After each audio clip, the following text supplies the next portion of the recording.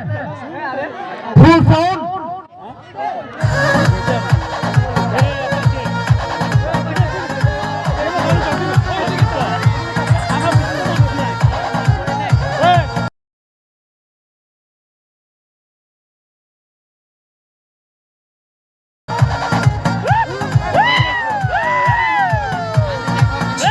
जवानी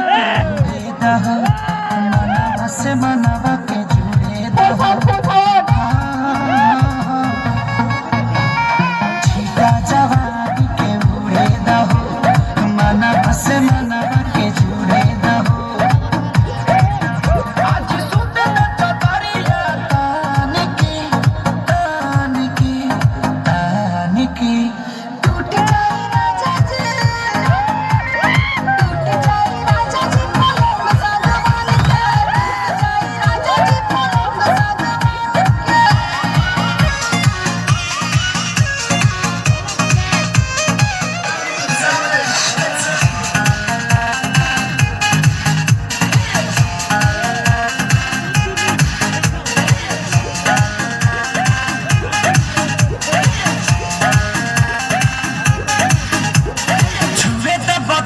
की देखो न पटौन की चदर बिछा दी हनी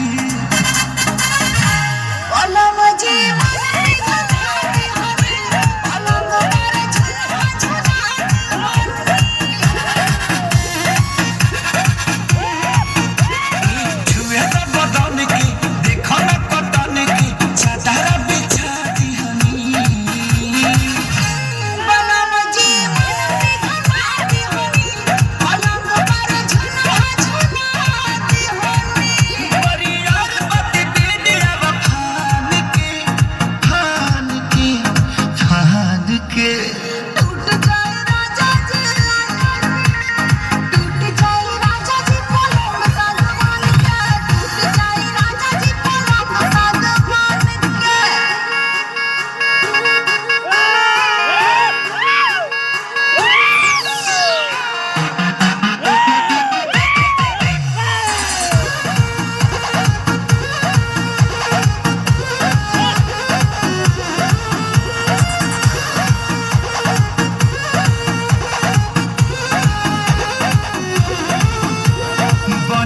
बेसरमी देहिया में गरमी कोई थे